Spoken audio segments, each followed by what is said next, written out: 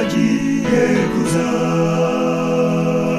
muririmbe bagenzi mwishima Yesu agiye kuza.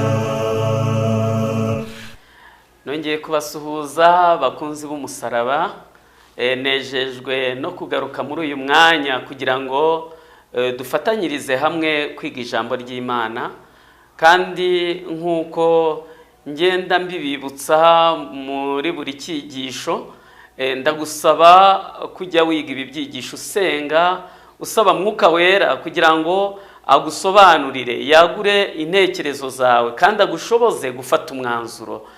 Ntabwo ari ukumva gusa, ahubwo no gushyira mu bikorwa birakenewe. Muri iki cyigisho rero cy'uyu munsi tugiye kuganira ku bibazo abavandimwe babajije, kandi koko birakwiriye kubaza ibibazo, kandi nanjye ndifuza kubasubiza nyobowe n'Umwuka w'Imana. Nta byanjye mfite, ariko turakoresha ibihamya. Ndagusaba rero we wabajije ibibazo koroha mu mutima, koroha mu mutima, ugaca bugufi, ukagenzura neza, ukareba niba ibihamya tuguhaye bihuje koko n'igihe duhagazemo. Reka rero tubasabe muce bugufi dusenge.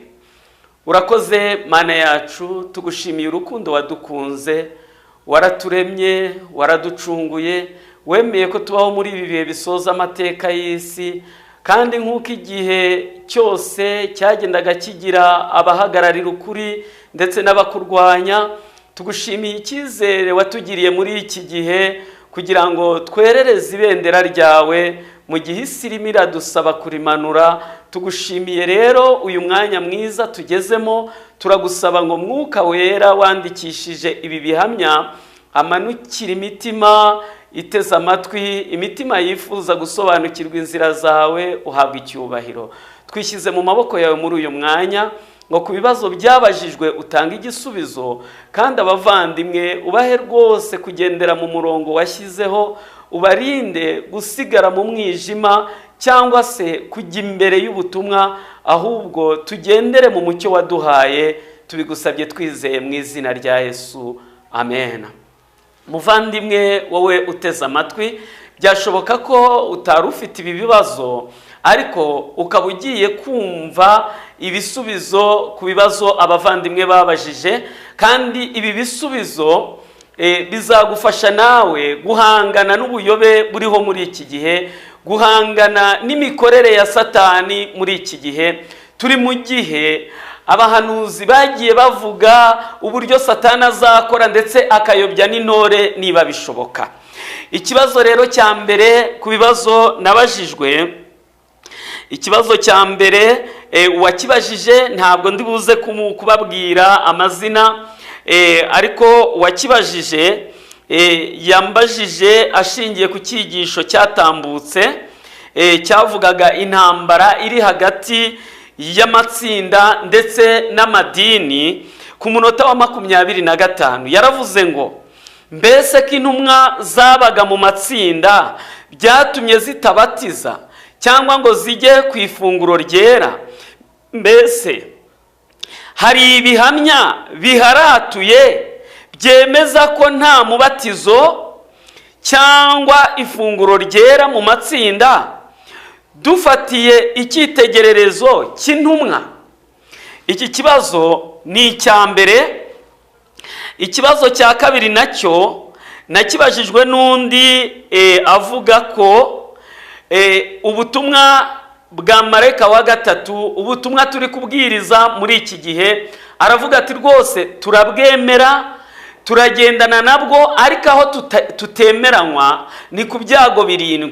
Wakavuga ko ibyago 7 byasutswe ndetse tugeze mu cyago cya 6. Nanone avuga ko aba bose ni ababwiriza butumwa. Ku kindi kibazo cya 3 yabajije ku butumwa turi kubwiriza bujyanye n'ubutumwa bwo gutsindishirizwa, ubutumwa bw'imbabazi. Aravuga ngo mbese ko Imana yamaze kugaragaza amatsinda 2, abashyizweho ikimenyetso cy'Imana n'abashyizweho ikimenyetso cy'inyamaswa, mbese ubu ni igihe cyo kubwiriza ubutumwa bw'imbabazi? Muri make arashaka kwerekana ko imbabazi zarangiye.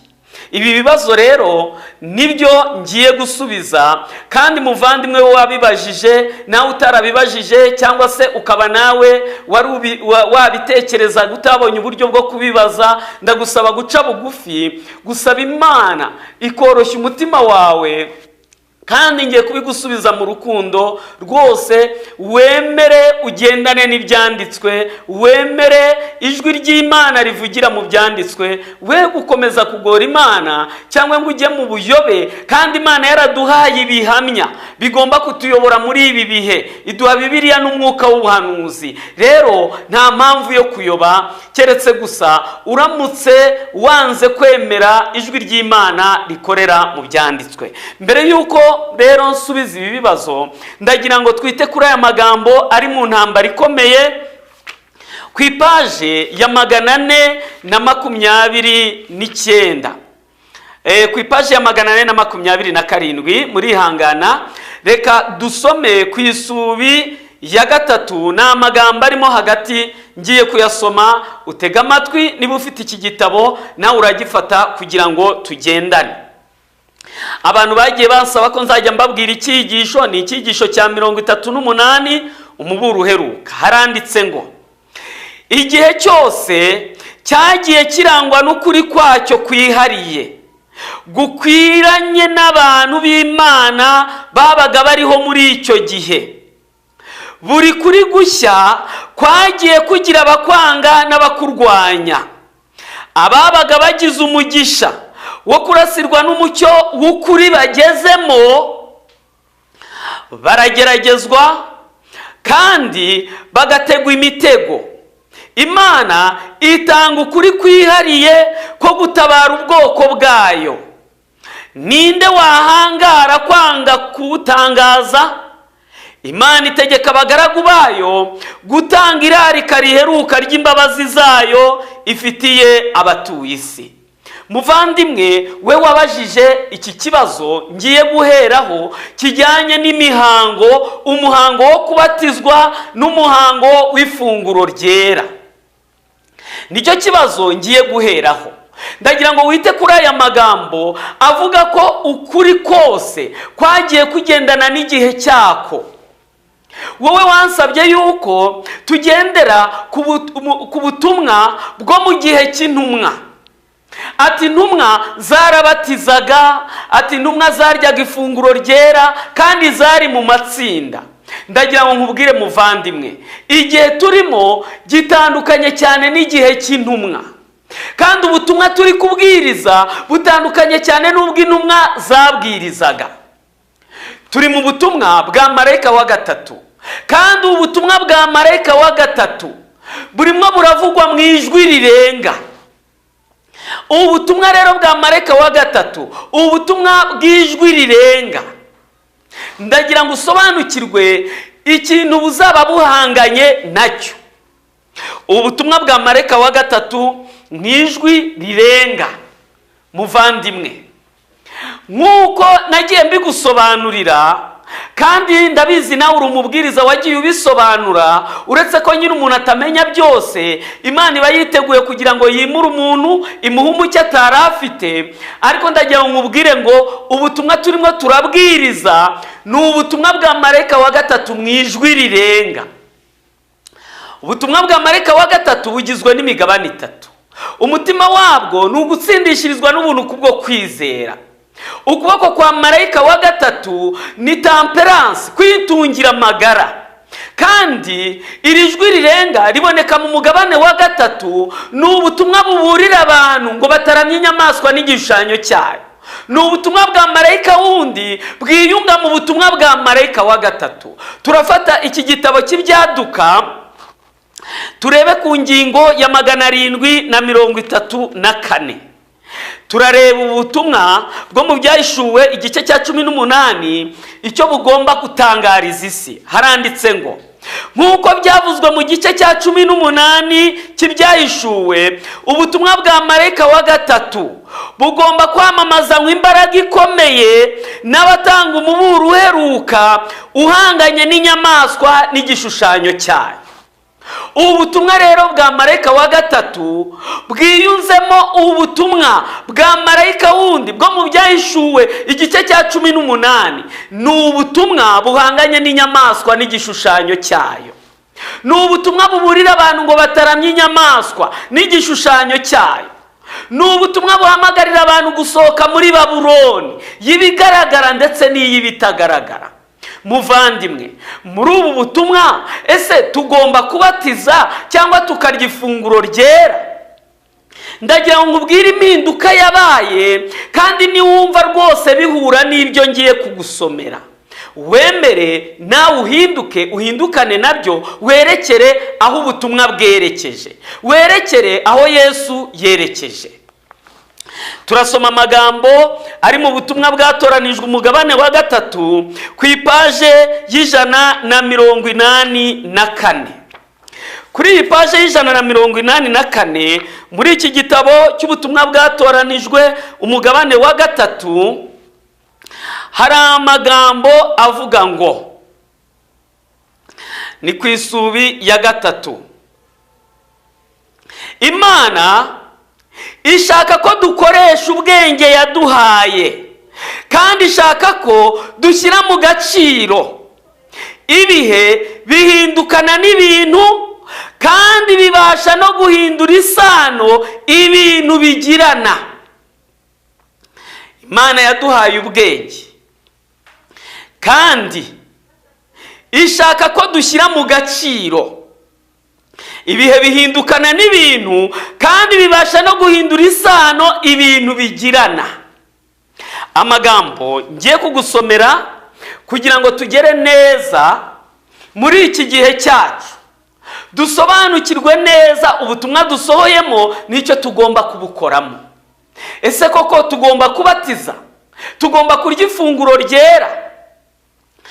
hari umurimo Imana yahaye itorero ryayo, itorero ry'Abadiventiste mu munsi wa 7. ariko ibyanditswe bivuga ko igihe kizagera uwo murimo ukarangira, hagakurikiraho ijwi rirenga, nk'uko maze kubigusobanurira. reka mbanze mbikubwire. muri iki gitabo cyitwa Kwitegura akaga gaheruka, bavuze neza uko uyu murimo uzarangira. ni ku ipaje ya 67 mu gice cya 5 icyigisho kivuga ngo irangira ry'umurimo n'ijwi rirenga. igihe mu itorero hazagaragara ikangura n'ivugurura, gushyirwaho ikimenyetso, ishungura n'isukwa ry'imvura y'itumba, ubwoko bw'Imana buzarangiza umurimo w'ivugabutumwa bufite imbaraga n'umwete wihariye. ibi bavuze ni itorero ry'Abadiventiste rizarangiza umurimo rifite imbaraga n'umwete wihariye. uyu murimo w'itorero wararangiye, hahita hajyamo ikindi cyitwa ijwi rirenga. irangira ry'umurimo n'ijwi rirenga. umurimo w'itorero warangiye ni uwuhe? ni imihango. nk'uko mu gihe cy'Abayuda imihango yarangiye, bagombaga gukura amaso ku buturo bwo mu isi bakayahanga ku bwo mu ijuru. niko no ku itorero ry'Abadiventiste umurimo warangiye, ndetse n'ibikorerwa mu rusengero byose. ibyo ngibyo byarangiye ni imihango. iyi mihango yakorerwaga mu nsengero mu gihe cyayo yari ifite agaciro, kuko yari ifite ibyishushanya. mu ijwi rirenga rero, icyo imihango yashushanyaga Imana yarakiduhaye, ibyatuzigaga yabikuyeho. ndagira ngo nkubwire ngo umubatizo w'amazi n'ifunguro ryera bifite icyo bishushanya. genda shaka ujya ku cyo byashushanyaga, ukava ku mihango, kuko imihango ni ikibazo. ndagira ngo ubyumve muri iki gitabo cyitwa Ivugabutumwa. muvandimwe, uce bugufi kandi rwose wemere guhabwa inama n'ibi bihamya, kuko turi mu isaha ikomeye, turi mu gihe gitandukanye n'icy'intumwa, turi mu butumwa butandukanye n'ubw'intumwa zabwirizaga. kubatiza byamarira icyo umuntu? byamukiza ibyaha? ifunguro ryera ryamarira icyo umuntu? abantu barabatijwe benshi kandi bagiye kurimbuka, kandi n'uyu munsi baracyarya ifunguro ryera kandi ntibasobanukiwe ubusobanuro bwabyo. Ariko Imana yatubwiye igihe ibintu bizahindukira. Ku ipaji ya 97 y'iki gitabo cyitwa Ivugabutumwa ku isubi yo hasi haranditse ngo, reka mbabwire ko Uwiteka azakora uyu murimo uheruka akoresheje uburyo butandukanye cyane n'ubw'abantu bari bamenyereye, kandi n'imitegurire y'ibintu izahinduka. Abantu bari bamenyereye mu murimo w'itorero, abantu bemera kwinjira mu itorero bakabatizwa, abantu bakajya ku ifunguro ryera, abantu bakajya mu makorari, abayobozi bakayobora, ndetse bagakurikirana imihango y'itorero ikayoborwa n'abo bayobozi b'itorero. Nawe urabizi neza ko mu itorero mu gihe ibi bintu byakoreshwaga ntabwo umwizera yabashaga kubatiza undi, nta nubwo umuyobozi utejejwe witwa umupasitoro yabashaga kujya kubatiza. Ariko ndagira ngo nkubwire muvandimwe, ibi bintu by'imihango biveho. None se ni gute umuntu yakweza undi akamurambikaho ibiganza tubwo uyu muntu twaramwejeje? Ibi bintu by'imihango byari bifite icyo bishushanya, ariko baravuze ngo ibintu bizahinduka, n'imitegurire y'ibintu izahinduka, ntibizagira amahuriro n'imitegurire y'umwana w'umuntu. Kuba umwana w'umuntu ashobora kukubatiza, kuba umwana w'umuntu ashobora kuyobora ifunguro ryera, ntabwo bizagira amahuriro mu murimo uheruka. Ikindi, muri twe hazakomeza kuba abantu bazashaka kugenga umurimo w'Imana, bazakomeza gutanga amategeko yo kuwuyobora, kandi usigaye ugengwa n'ubuyobozi bwa marayika uzahuza n'ubutumwa bwa marayika wa gatatu bwagenewe abatuye isi. Muri twe ngo hari abantu bazashaka gukomeza kuwuyobora, bagatanga amategeko yo kuwuyobora, abantu bagashaka gukomeza kubatiza, gukomeza gukoresha iby'ifunguro ryera. Ndagira ngo rero ibi bintu bibiri muvandimwe, ngeze neza ku gisubizo nyirizina. Nashaka kukubwira uburyo ibintu byahindutse, bimwe birarangira haza ibindi. Ubu turi mu ijwi rirenga.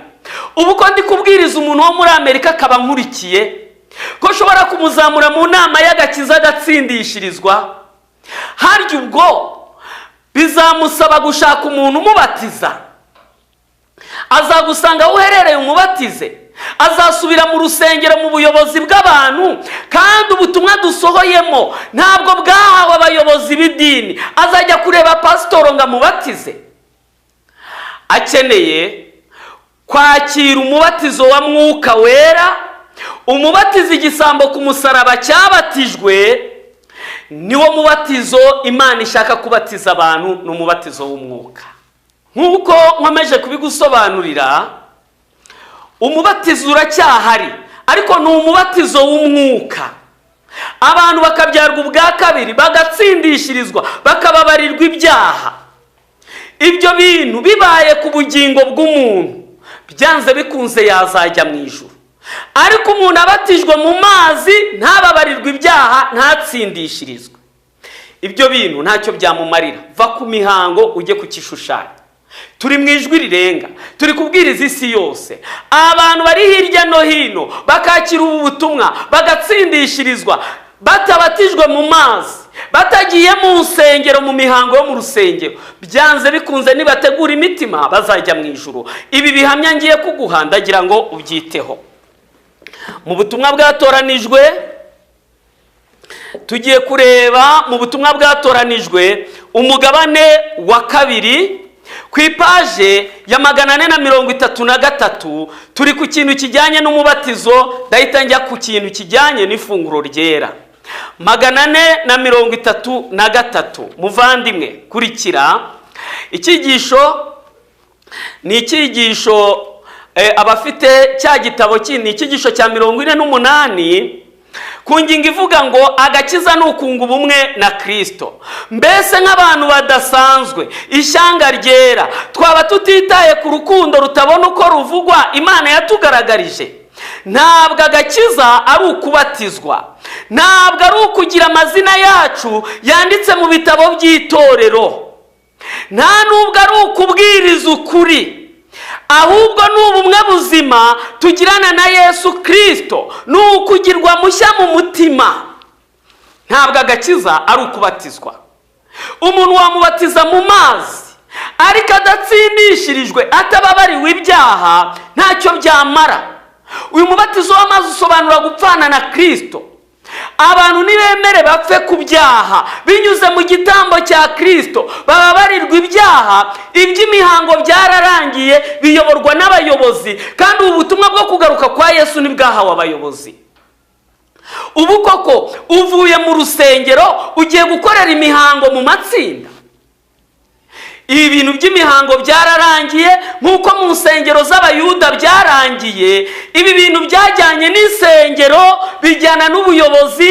Ibi bintu by'imihango n'ababiyoboraga byarajyanye. Haje ubutumwa bw'ijwi rirenga, ubutumwa bwa marayika wa gatatu, buhamagarira abantu gutsindishirizwa, kwirinda temperansi, ndetse no kuburira abantu ngo bataramye inyamaswa n'igishushanyo cyayo. Abamwe baravuga ngo Yesu yaravuze ngo nutabyarwa n'amazi n'umwuka. Ariko Elina White yasobanuye iki kintu cyitwa kubyarwa n'amazi Yesu yabwiraga Nikodemu ubusobanuro bwacyo. Uve ku kintu cy'imihango ujye ku cyo bishushanya. Mu gitabo cyitwa Uwifuzwa ibihe byose, muri iki gitabo cy'Uwifuzwa ibihe byose, ku ipaje ya 129 ni icyigisho cya 17 cyitwa Nikodemu. Ku isubi yo hasi haranditse ngo Umukiza ntabwo aterana amagambo, azamura ikiganza mu cyubahiro, maze yongera kumwerurira uko kuri ati, ni ukuri ndakubwira ukuri yuko utabyawe n'amazi n'umwuka udashobora kwinjira mu bwami bw'Imana. Nikodemu yemezwa ko ari imbere y'uwo Yohana umubatiza yavuze, kandi asobanukirwa nuko umubatizo w'amazi Kristo avuze ari umutima ugirwa mushya kubw'umwuka wera w'Imana. Umutima ugizwe mushya kubw'umwuka wera w'Imana. Igihamya, igishushanyo ntacyo kiba kivuze. Watanga ubuhamya mu gihe cyabyo byari ingenzi, ariko mu gihe tugezemo, bukuri dusohoyemo, nta mihango ikwiriye gukomeza gukoreshwa, haba mu matsinda ndetse n'ahandi abana b'Imana bateraniye. Nta buyobozi bwo kuba umuntu ashobora kuvuga ngo genda umuyobozi, ngo ajye ategura ibintu, akorera imihango abo banayoboye, abarambikeho ibiganza ngo arimo arabeza, ayobora imihango ngo ni ifunguro ryera. Shuti yanjye, hagararira aho ugeze. Ibyo bintu byararangiye, turi mu butumwa buheruka. Itorero ry'Imana nta mihango, nta buyobozi. Kristo niwe wiyoboreye itorero rye muri ibi bihe by'akaga. Mu bihe by'akarengane buri teka Kristo niwe wiyoboreraga, kuko abitwa abayobozi, by'umwihariko abakorera ibihembo, iyo isega rije barahunga kuko ari ibihembo.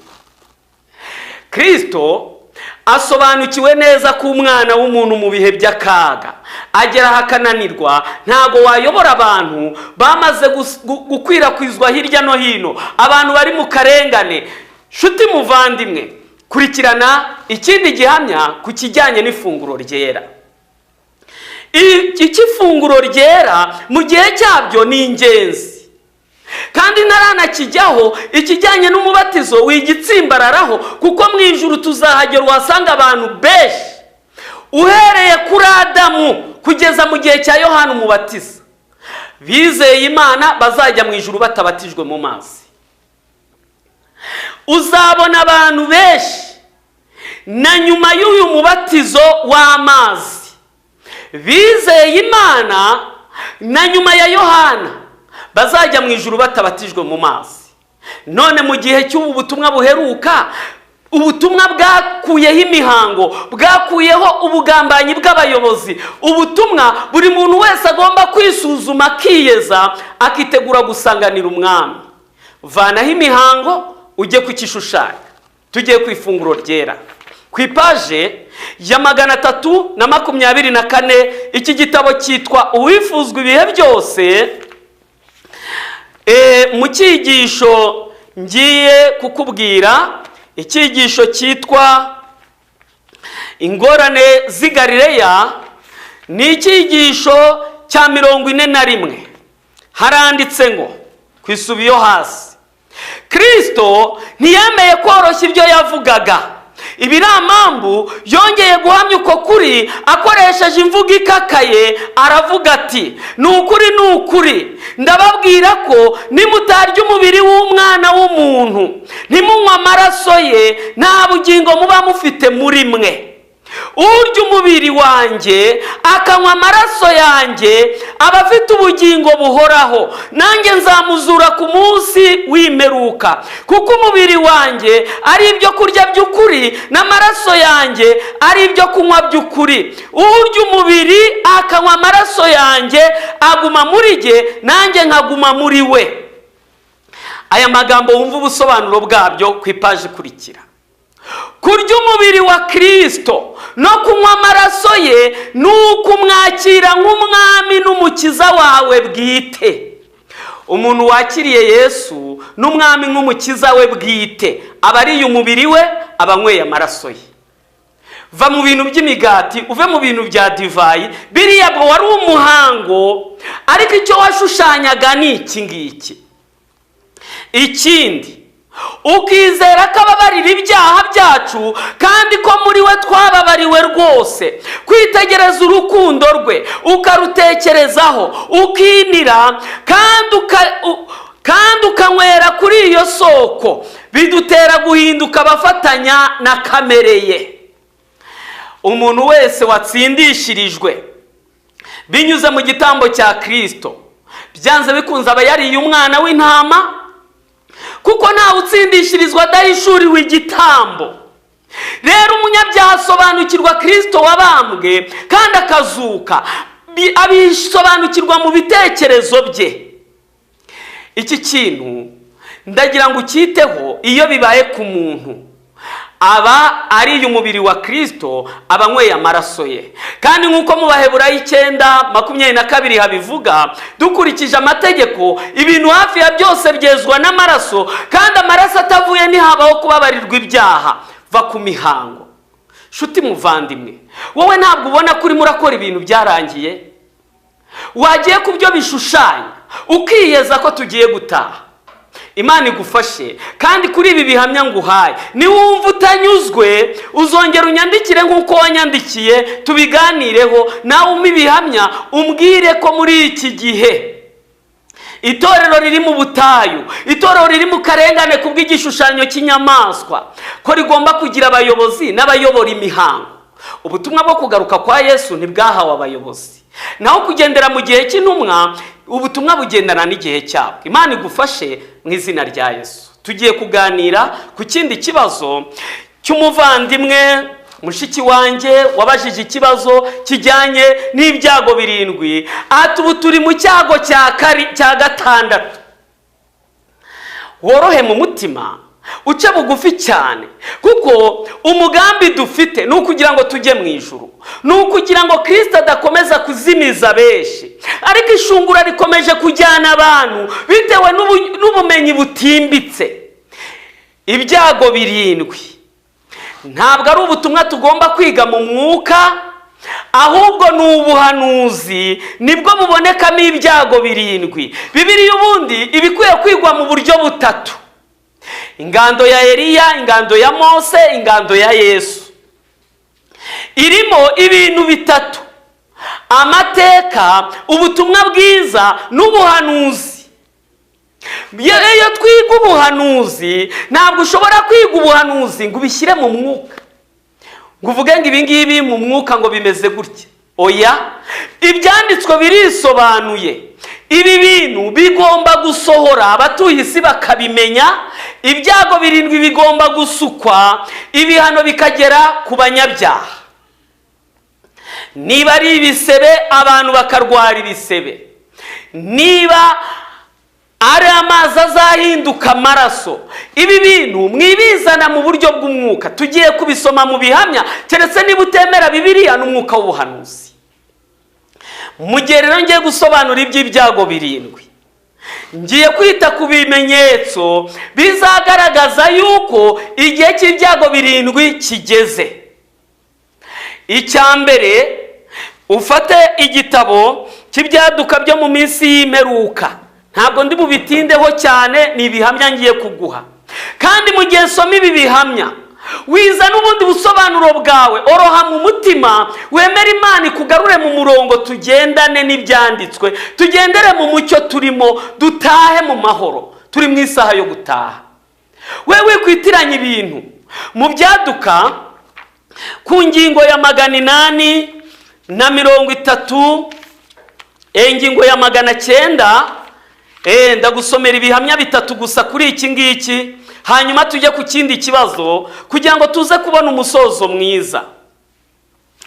Ingingo ya 923 ni icyigisho cya 18 gifite insanganyamatsiko ivuga ngo ibyago 7 biheruka n'abakiranutsi. Igihe gikomeye cy'akaga, umugabane wa 2. Igihe gikomeye cy'akaga gitangira nyuma y'irangira ry'igihe cy'imbabazi. Aya ni amagambo abanziriza iki cyigisho. Noneho ingingo ya 923, igihe Kristo azahagarika umurimo w'ubuhuza yakoreraga umuntu, nibwo icyo gihe cy'amakuba kizatangira. Ibyago 7 bizatangira igihe Kristo azahagarika umurimo w'ubuhuza akorera umuntu. Ubwo noneho buri mutima uzaba wamaze gufatirwa umwanzuro, kandi ntihazongera kubaho ukundi amaraso y'impongano ngo awezeho icyaha. Yesu akimara kuva ku murimo we wo kwingingira umuntu ku Mana, humvikanye itangazo rikomeye ngo ukiranirwa agumye akiranirwe, uwanduye mu mutima agumye yandure, umukiranutsi agumye akiranuke, uwera agumye yezwe. Noneho umwuka wo kwihangana kw'Imana uzaba wakuwe ku isi. Ibyago 7 bizasukwa, imbabazi zarangiye, Kristo atakivuganira umunyabyaha. None se icyo gihe cyarageze? Turongera dusoma ikindi gihamya cya 934. Haranditse ngo neretswe ko abamarayika 4 bagifashe imiyaga 4 kugeza ubwo umurimo Yesu akorera mu buturo bwera urangira. Yeretswe ko abamarayika bagifashe imiyaga 4 kugeza ubwo umurimo Kristo akorera mu buturo bwera urangira. Kandi ubwo nibwo ibyago 7 biheruka bizatangira.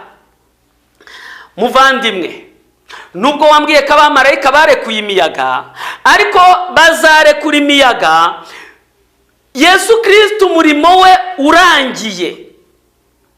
Ngibyo byago byarakaje abakiranirwa, barwanya abakiranutsi, bibwira ko twabakururiye amateka y'Imana, kandi ko ngo baramutse bashoboye kudukura ku isi ngo ibyago byahagarara. Muvandimwe, Kristo yahagaritse umurimo. Ibi bintu ndagira ngo ubyiteho, we kugenda imbere y'ubuhanuzi, kandi nawe we kugenda inyuma ngo ukomeze kuba mu mihango yarangiye. Ugendere mu mucyo turimo, ugendane n'ubutumwa dusohoyemo, wigendera ku bitekerezo by'abantu, gendera ku bintu byanditse. Turacyasoma igitabo cy'inyandiko z'ibanze ku ipaji ya 64 ku ngingo ivuga ngo ibyago by'imperuka n'urubanza. Haranditse ngo mu nteko nkuru rusange y'abizera ukuri kw'iki gihe yabereye ahitwa Sontoni ho muri Vermont mu kwezi kwa Nzeri 1850, neretswe ko Yesu namara kuva mu buturo bwera, ibyago 7 by'imperuka bizasukwa. Umumarayika yaravuze ati, uburakari bw'Imana n'ubw'umwana w'intama nibwo buzatera kurimbuka n'urupfu rw'inkozi z'ibibi. Kubw'ijwi ry'Imana abera bazahinduka abanyambaraga kandi batera ubwoba nk'ingabo zitwaje inkota, ariko icyo gihe ntibazarangiza urubanza nk'uko rwanditswe. Irangiza rubanza rizaba ku iherezo ry'imyaka 1000. Muvandimwe mushiki wanjye, ibyago 7 ntabwo birasukwa. Wowe uravuga ngo igihe abantu barwaraga ubushita mu 1889 ngo icyo gihe abantu bari barwaye ibisebe. Reka nkubwire, ibyago 7 ntabwo bizagera ku bana b'Imana. Ntabwo icyago cy'ibisebe abana b'Imana bazarwara ibisebe. Ibi byago 7 ni ibihano by'inkozi z'ibibi kandi bizasukwa ku bantu bashyizweho ikimenyetso cy'inyamaswa. None se ubu abantu bashyizweho ikimenyetso cy'inyamaswa? Ubu hariho umurimo wo gushyira ikimenyetso ku bana b'Imana, ariko igihe dimanche itaratangazwa, itaraba gahato ngo abantu bahitemo ku bijyanye no kuramya, ntabwo ikimenyetso cy'inyamaswa kirashyirwa ku bantu. Muvandimwe, tugiye nanone ku kindi kibazo kijyanye n'ubutumwa dusohoyemo, aho wambajije urambwira ngo ubu ngubu kubwiriza abantu ntabwo ari ngombwa, imbabazi zararangiye. Nshuti yanjye, imbabazi ziracyahari, kandi ndagira ngo nkubwire ahantu duhagaze n'impamvu imbabazi zigihari. Turasoma igitabo cy'ibyaduka byo mu minsi y'imperuka, ingingo ya 839. 839.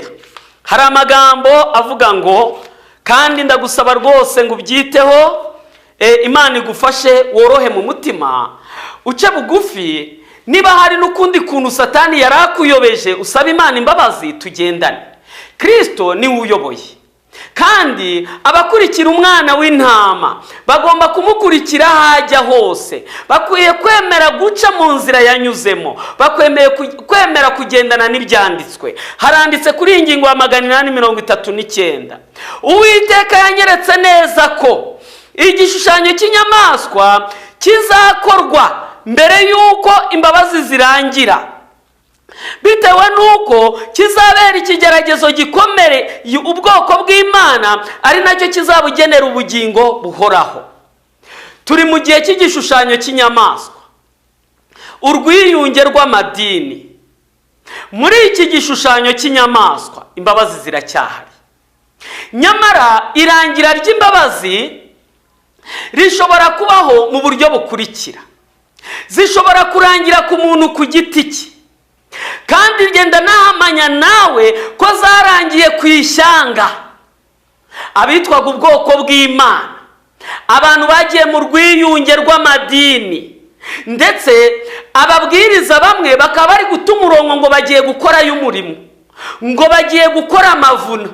Ahantu Imana yavuye ntabwo ukwiriye kuhajya, ariko abantu bahagaze neza muri iki gishushanyo bakaba batagomba kukiramya, bakaba bari mu matsinda, bakaba bafite ikibazo cy'uko batariyunga n'Imana binyuze mu gutsindishirizwa. Abo bantu bashobora kubabarirwa muri iki gihe nk'uko ibyanditswe bibivuga. Kandi n'abo bari mu madini baramutse bayasohotsemo, bakamenya ububi bw'iyo Babuloni, bakamenya ububi bw'icyo gishushanyo, baramutse babisohotsemo bakasanga Imana yabababarira. Ntabwo ubundi ku Mana imbabazi zirangira, ahubwo abantu banze imbabazi z'Imana banga kugendera mu mucyo. Ariko abantu bakemera Imana bakaba bagikeneye imbabazi, abo bashobora kubabarirwa. Ariko abantu banze kugendera mu kuri kw'iki gihe, bakaba baragambaniye ukuri, bakajya mu mpuzamadini, bakajya muri icyo kigare, nta mbabazi bagifite. Keretse ubasohotsemo nibwo ushobora kubabarirwa, kandi nawe ubajyamo ukomeje gutera Imana agahinda, amaherezo imbabazi nawe zizakuvaho, wowe nyamurya nino ujya mu rusengero ukaza mu matsinda ukavuga ngo byose nta kibazo. Ukwiriye kugira uruhande uhagararamo. Imbabazi ziracyahari. Ndacyagusomera mu gitabo cy'intambara ikomeye. Mu ntambara ikomeye ku ipaje ya 429 cyigisho cya 39 hari amagambo avuga ngo igihe ubutumwa bwa marayika wa gatatu buzaba burangije umurimo wabwo, imbabazi zizaba zikuwe ku banyabyaha bo mu isi bacumuye. Ubwoko bw'Imana buzaba bushoje umurimo wabwo, buzaba bwarakiriye imvura y'itumba, ari ryo hembura riturutse ku Mwami Imana, kandi bwiteguye rwose guhangana n'ibigeragezo bibutegereje. Abamarayika bazaba banyuranamo bava mu ijuru, abandi basubirayo. Marayika wari waratumwe mu isi azaguruka atangaza ko umurimo yari yarahawe urangiye. Shuti muvandimwe, urumva Satani atakuyobeje ngo udakomeza kubwiriza ubutumwa? Hari abavuga ngo ubu ni igihe cyo kwitekerezaho, ngo igihe cyo kubwiriza ubutumwa cyararangiye. Shuti, warariganijwe. Iki ni igihe ubwo cyo kuvuga mu ijwi rirenga.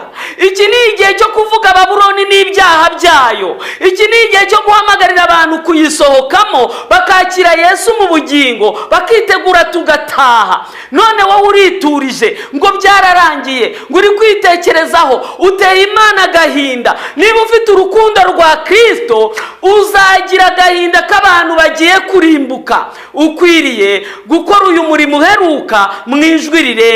Ariko niba utabyumva, ibyo ni akazi kawe. Genda guha umuburo nka musaza wawe, nka mwene so, ndifuza ko tujyana mu ijuru. Ibi bihamya, hari ibindi bihamya waba ufite bibivuguruza, uzabinyandikire. Nongeye gusoza mbwira umuvandimwe ku kibazo cy'imihango. Wanteye agahinda, uri umubwiriza, uri inshuti yanjye, sinavuze izina ryawe, tubiziranyeho. Ariko ndagira ngo ngutabare nk'umuvandimwe, worohe mu mutima, uve mu bintu by'imihango by'amadini, ujye ku cyo bishushanya. Pawulo yagize agahinda ku bw'iki ngiki ndimo nkubwira, mu gihe yabwiraga itorero ry'i Galatiya. Ibyakozwe n'intumwa ku ipaje ya 22. Ndagira ngo wumve aya magambo kandi nawe uzayige neza. Haranditse ngo mu itorero ry'i Galatiya ikinyoma kigaragara cyagendaga gihabwa intebe, kigasimbura ubutumwa bwiza. Kristo we rufatiro nyakuri rwo kwizera yarirengagijwe, maze agaciro gahabwa imihango ya Kiyahudi yari itakijyanye n'igihe. Abantu bari kwirengagiza agakiza, gutsindishirizwa, kubabarirwa, bagashaka kujya mu mihango ya Kiyahudi itakijyanye n'igihe. Ibi Pawulo nawe yarabicyashye. Intumwa Pawulo yabonye ko abizera b'i Galatiya nibakizwa ako kaga kari kabugarije, hagombaga gufatwa ingamba zikomeye, ndetse n'imiburo irushijeho gukomera igatangwa.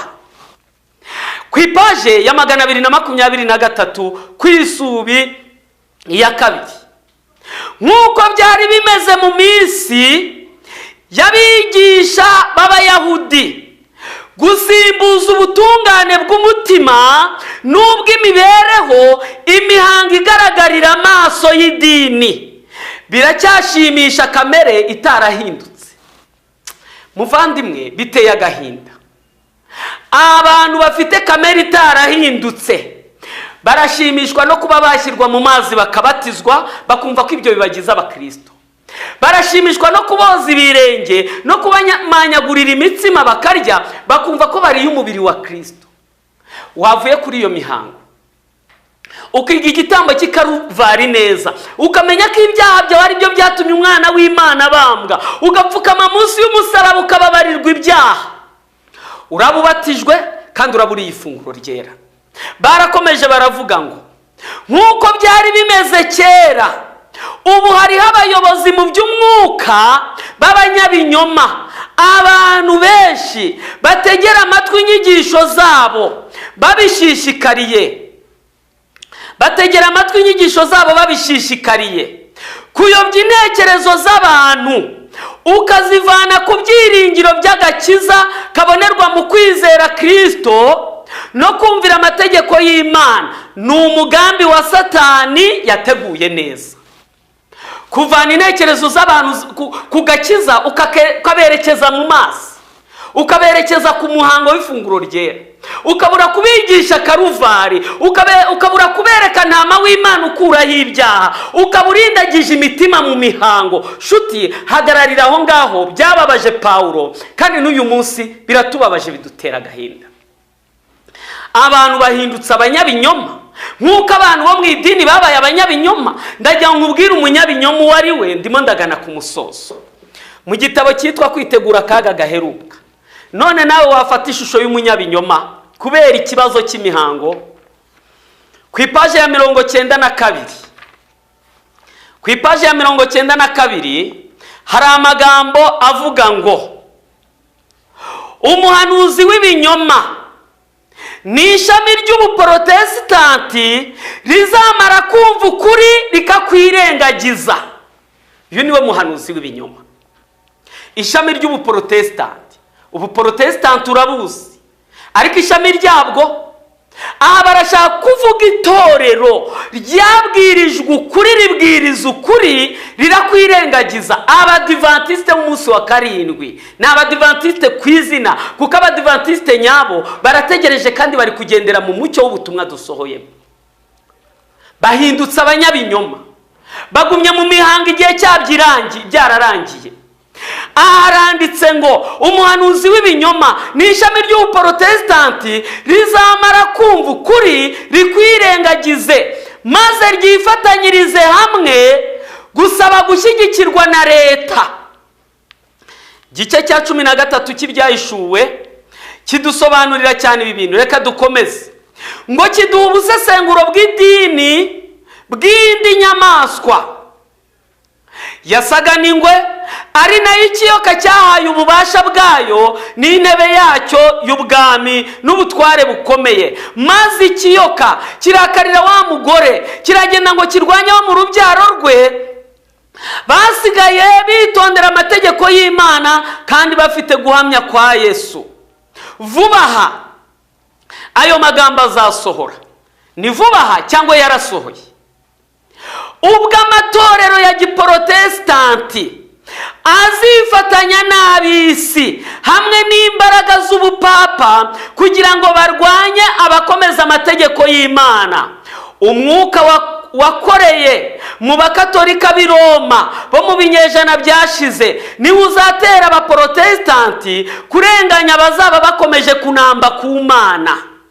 Ubu ngubu itorero hamwe na leta biritegura urugamba ruheruka, kimwe n'uko abakatolika n'abaprotesitanti barimo kugerageza gushyira imbere ikibazo cya dimanche mu buryo bufifitse. Barimo barazana ikibazo cya dimanche mu buryo bufifitse. Nutagera ubwenge mvajuru ntuzabimenya, abanyabwenge nibo bazabimenya. Ariko birababaje gufata imihango yo mu madini ukayizana mu matsinda. Aba banyabinyoma nibyo bakubitisha abantu ngo ntituzababatiza, ntituzabashyingira, ntituzabashyingura. Ubu koko barumva imihango barimo aricyo kintu gishobora kugutera kujya kwifatanya nabo muri ibi bintu by'impuzamadini mu gishushanyo cy'inyamaswa, ukavuga ngo kugira ngo bazankorere ubukwe reka mbajyemo, kugira ngo bazanshyingure reka mbajyemo. Muvandimwe, wagendanye n'ubutumwa dusohoyemo muri iki cyigisho kijyanye no gusubiza ibibazo. Ibi bibazo bitatu byashoboka ko hari n'ibindi bibazo wagize. Nimero zanjye uraza kuzibona kuri ekara yawe. Ndakwinginze ujye unyandikira umbwira ibibazo ufite, dufatanye uru rugendo. Ndakubwiriza mu rukundo, ndashaka ko tujyana, ndashaka ko dutaha. Isaha duhagazemo ni isaha yo kwiyeza no kwitunganya gusa. Ni iki ngiki Imana yakoze, nicyo gihamya giheruka ngiye kongera kugusomera, kandi nakigusomeye kenshi n'ubundi nongeye kukikugarurira mu gitabo cyitwa Ibyaduka byo mu minsi y'imperuka, ku ipaje y'186, ku ngingo y'186, ipaje ni ya 62. haranditse ngo iyo itorero rigaragaje ko ritakigendera mu ijambo ry'Imana, umwanya ryaba ririmo wari wo wose, ubwo iyamagarwa ryaryo ryaba rikomeye kandi ryera kose, ntishobora gukomeza gukorana naryo. Imana ntigikorana naryo. Kuki wowe ujya gukorana naryo?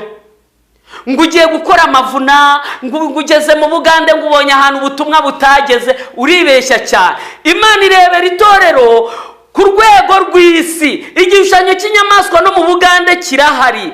Wigera ku busengero butubatse neza ngo uvuge ngo ubu ngubu aha n'ibyahageze.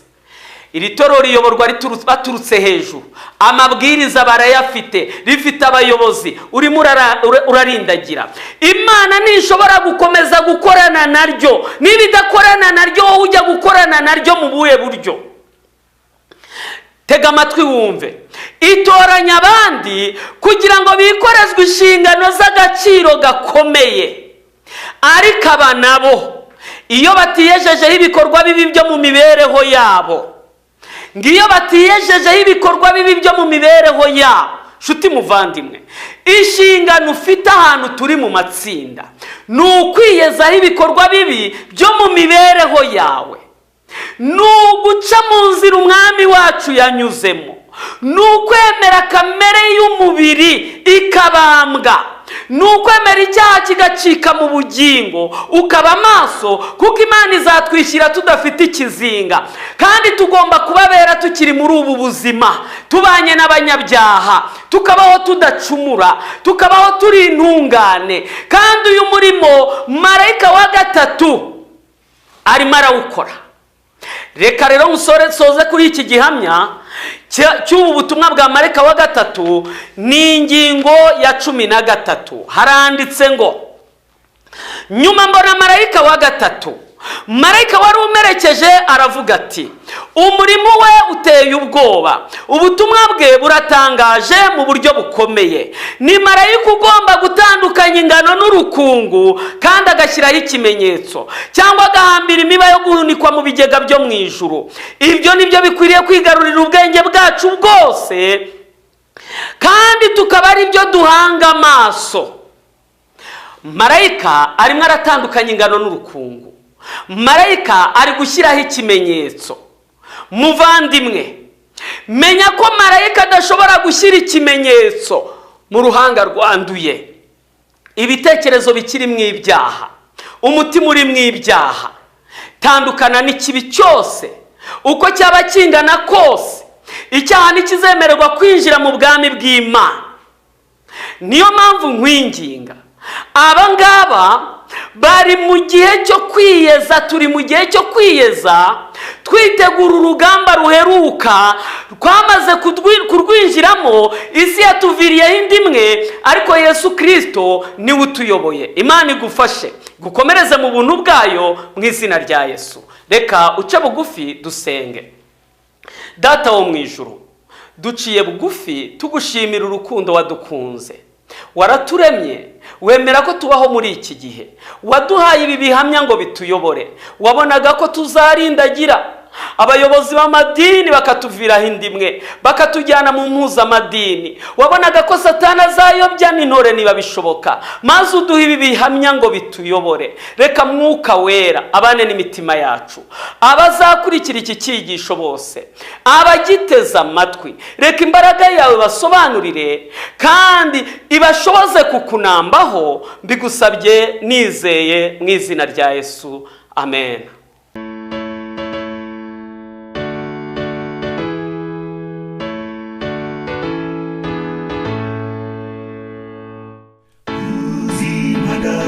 Yumvikane hose, Yesu agiye kuza. Muririmbe bagenzi mwishima,